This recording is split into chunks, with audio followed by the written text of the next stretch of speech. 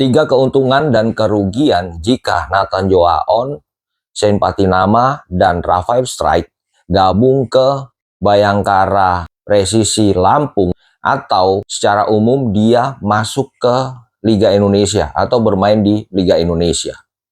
Oke, kita bahas. Halo warga sepak bola yang gampang diadu domba. Ya, ini sepertinya sebuah dilema untuk para pemain kita yang berkarir di luar negeri kemudian tidak mendapatkan tempat utama. Nggak pernah main, bahkan kesempatan pun sepertinya nggak terlihat untuk bagaimana karirnya ke depan. Akhirnya muncullah pilihan, harus mencari tempat lain untuk melanjutkan karir.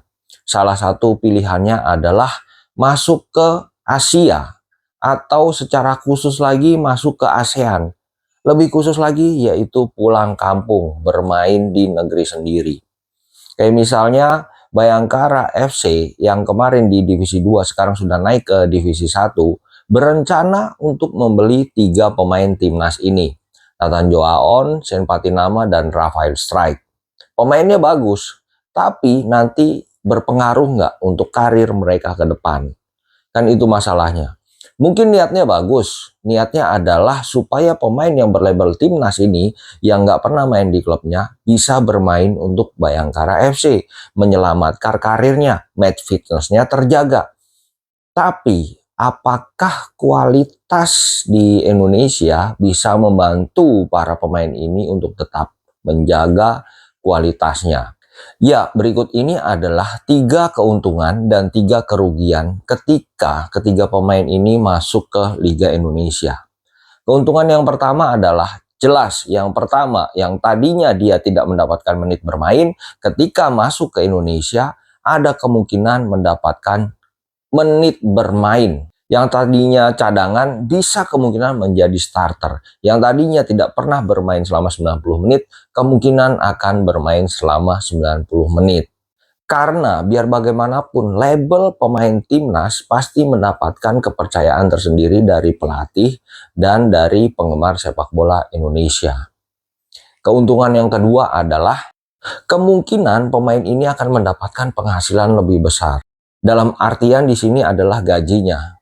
Ya, seperti kita tahu gajinya di Eropa kalau dibandingkan dengan pemain yang main di Indonesia, untuk pemain sekelas Aon Patinama dan Rafael Strike, ya nggak beda jauh lah sama pemain yang bermain di Liga 1.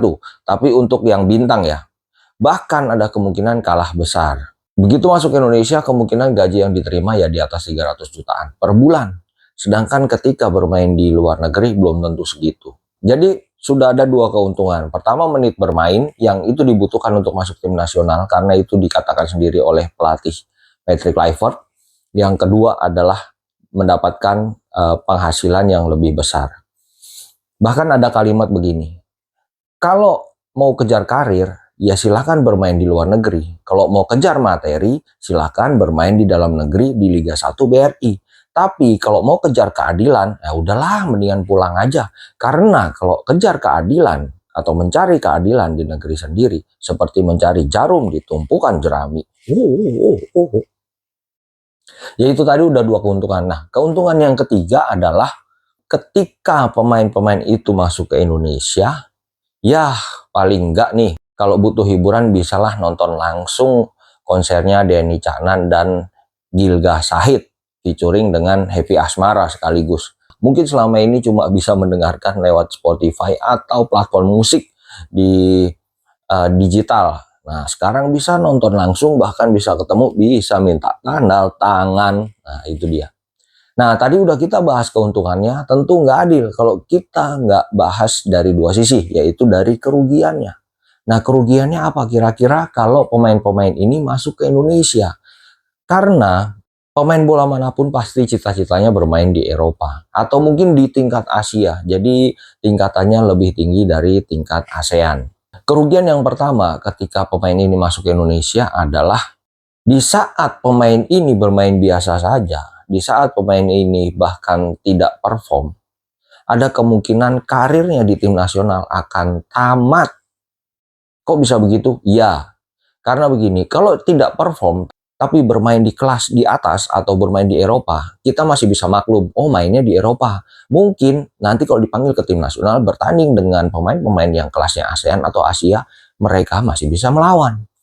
Tapi jika nanti berbaur dengan pemain-pemain kita, kemudian kualitasnya menjadi sama dan tidak perform, itu sudah langsung dicap masuk tim nasional pun tidak layak. Jadi karirnya akan 100% tamat. Dalam artian bukan karir sepak bolanya, tapi berkarir di tim nasional. Kerugian yang kedua adalah para pemain ini rentan cedera, bisa, karena kita tahu permainan di dalam negeri ini agak gedebak-gedebuk. Bisa kungfu, bisa selancar, bisa UFC, bisa gulat. Itu yang harus menjadi perhatian penting. Nah, mereka punya basic itu nggak gitu. Kerugian berikutnya, setelah masuk ke Indonesia, nanti jika mau abroad lagi atau berkarir di luar negeri, kemungkinan agak susah. Ini bisa dilihat dari Witan dan Egy ketika bermain di Eropa atau bermain di tingkat Asia, terus kembali lagi ke Indonesia, untuk mencari klub lagi di luar negeri itu agak susah. Dan kemungkinan sudah di zona nyaman juga di sini. Gaji besar, tekanan nggak begitu gede, bermain enjoy, menit bermain cukup. Sebagai pemain itu semua terpuaskan. Kerugian berikutnya, main di Indonesia ada godaan sangat besar dari seleb TikTok, selebgram, dan konten kreator yang cantik-cantik tuh. Karena kalau di Indonesia ditemuinnya gampang. Berhubungan lewat media sosial, kemudian ketemuan gampang. Nah, yang berat adalah diajak kenalan, dideketin, dijadiin, kemudian dikhianatin. Wah, jadi kerugiannya, kesimpulannya adalah yang ketiga ini, hati-hati, kerugiannya bisa menjadi korban garangan wati. Waduh. Ya itu tadi kerugian dan keuntungan jika pemain yang tadinya abroad ini masuk kembali ke Indonesia. Ya nggak harus Indonesia dulu sih, harusnya cari liga yang lebih kompetitif. Misalnya ke Liga Thailand. Atau yang tadinya Eropa masuk dulu Asia. Cobalah Liga Cina, Korea, atau Liga Jepang. Misalnya Senpate Nama bisalah masuk Liga Jepang, Liga Korea. Aon bisalah masuk Liga Jepang, Liga Korea. Nah, untuk Rafael Strike yang tadinya sudah di Asia, main di Brisbane Roar, ya bisalah kembali masuk ke Liga Jepang dan Liga Korea misalnya begitu.